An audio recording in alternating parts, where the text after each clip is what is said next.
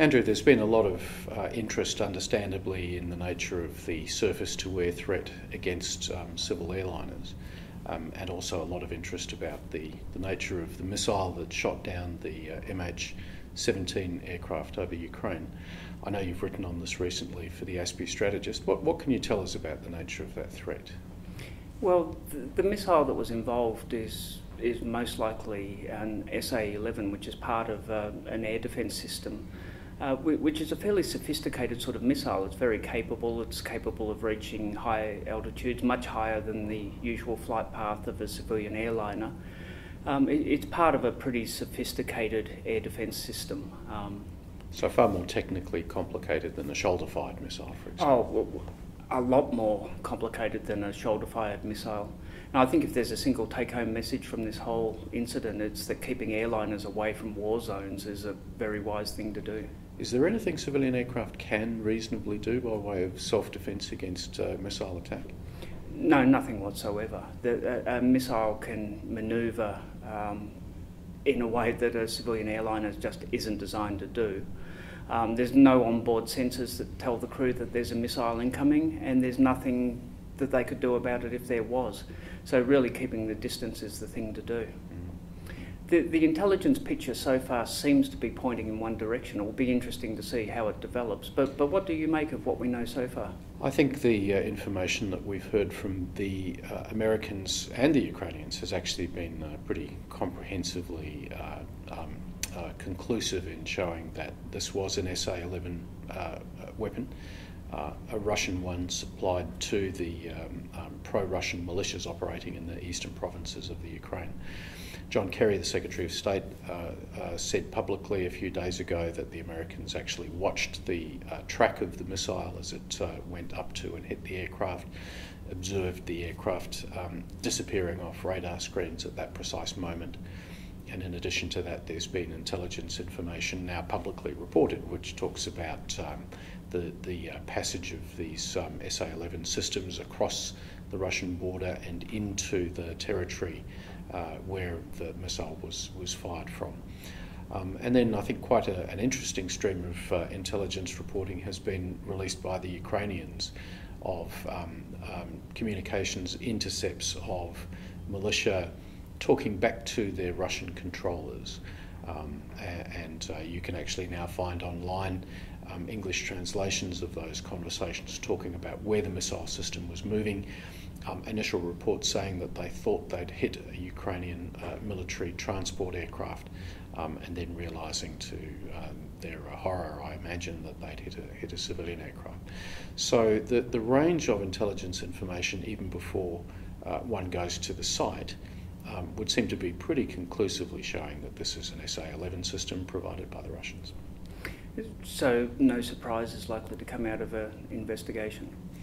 Well, I think one thing that we've again seen from photographic analysis of parts of the wreckage is evidence of shrapnel damage to the structure of the aircraft, which is consistent with an SA-11 warhead detonating some metres from the aircraft itself and leaving a broad pattern of shrapnel destruction across the fuselage of the aircraft. That's something that obviously one would want, more careful forensic analysis of the aircraft parts to demonstrate. But again, the early signs would seem to suggest that that is what the investigation will find. Well, I found it interesting that the Russians have agreed to allow an investigation, although the word allow should perhaps be a bit qualified there, because ultimately it depends on the guys on the ground. Yeah. But there's been some good work done in the UN to get that to happen. Why do you think the Russians gave in to that? I think there was a period of maybe 48 hours where the Russians were actually looking to see if it was possible for them to evade a Security Council resolution and to not have to support investigating what happened on the ground. For example, again, to go back to these Ukrainian intercepts of communications, there was a lot of Russian interest in wanting to get hold of the black box recorders from the aircraft, and then subsequently we know that the militia have handed those over to Malaysian authorities. So I'd say that the Russians have finally concluded that their best strategy, and the one which does them the least international damage, the one which perhaps also reduces the amount of sanctions that might be applied to them economically, is to support a Security Council resolution. And what remains to be seen, of course, is then how far that will translate into cooperation on the ground. But there too, Andrew, what it looks like we've seen is that the militia have actually withdrawn from the crash site over the last few days. And that makes it possible for some investigators to have been in for brief periods to look at the crash. I'd be interested in your views, Andrew, about where to from here in terms of what a crash investigation might look like, and what are the risks that would seem to be apparent on the ground if a force of Australian police are able to actually access the crash site. Well, air crash investigations are incredibly forensic things sometimes. Crashes of major airliners have been tracked down to a failure of a single small part. So provided you have access to enough of the aircraft and its parts, you can actually reconstruct the accident not accident in this instance, but you can reconstruct the incident in quite some detail. I imagine if what we think has happened, it probably won't be long before that's established. I think there'll be fragments that are probably identifiably part of a Russian surface-to-air missile system. And I think that the conclusions could be fairly soon and fairly crisp in this particular circumstance. As I said, though, I think the take-home message is to just keep airliners out of this sort of zone. The impression I get is that investigators don't have the luxury of weeks or months to comb the site, because we are actually in a war zone. We're talking about areas where combat operations have been actively taking place around the crash site. And it's noticeable when one watches news reports of this. You can hear the sounds of heavy weapons firing in the distance. So I'm suspecting that what will happen is possibly a period of some days only, which is likely to be available for investigators to look at debris. Well, just looking at some of the pictures that have come out of sections of the aeroplane that have been perforated by multiple fragments, my guess would be that would be adequate.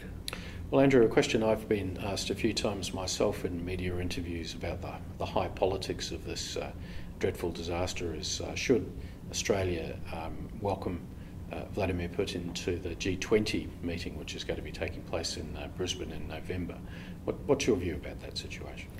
Oh, that's a tricky one. There are pros and cons to that. One of the tenets of crisis management is to keep as many channels of communication open as possible, which would tend to argue to be inclusive, including President Putin in things like that. But that said, this was such a dire kind of event. I can well understand the views of people who say that we should have nothing to do with it.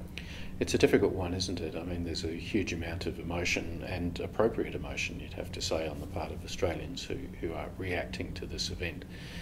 But my personal view is there's no value in making an enemy or more of an enemy out of Putin in this situation. Really, the best thing Australia can do is to try to encourage Putin's best behaviour. And if the Russians are able to actually do that, to facilitate investigation at the crash site, to support as they have the Security Council resolution, well, perhaps that means that he should be allowed in. But I would say it's very much up to him over the next few weeks as to what he does. But working against that argument is the fact that Putin has shown himself to be somebody who is very outcome focused. The fact that Russia is on the nose with the outside world seems to count for far less in his calculus than any territorial or other gains that he might make in rebuilding what he sees as a greater Russia. Well, it's noticeable that the occupation of Crimea led to a big surge in popularity in terms of domestic politics for Vladimir Putin. So up until now, I don't think he's seen a domestic political downside to the Russian aggression against Ukraine. That may have reached a turning point as far as the aircraft shoot down is concerned. I think there's far less Russian willingness to countenance support for anything like that. But I think one of the lessons that I take away from this, and I'd be interested in your views, is that it really points to a return to hard power in terms of international geopolitics. Perhaps we've been a little too complacent in assuming that state-on-state violence is no longer a problem in the 21st century. What do you think? Well, I don't know so much about sort of we collectively have underestimated hard power. I think in the Asia Pacific we're sort of acutely aware, those of us who spend our days worrying about security issues are acutely aware of the benefits of hard power, particularly some of the maritime assertiveness we've seen. The United States rebalance has a strong military component to it. I think what it has been is a wake-up call for Western Europe.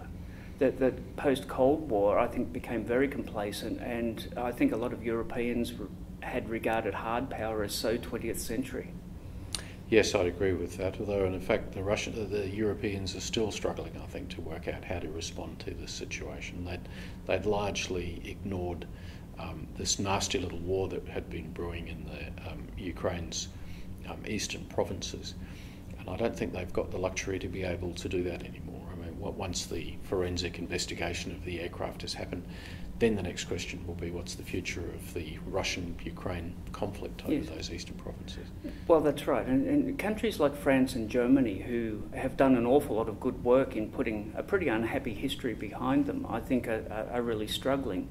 But I think it's interesting to see countries like Sweden and even Finland starting to debate what their security future should look like and whether, in fact, NATO membership is something that they might consider, which would have been unthinkable 5 years ago.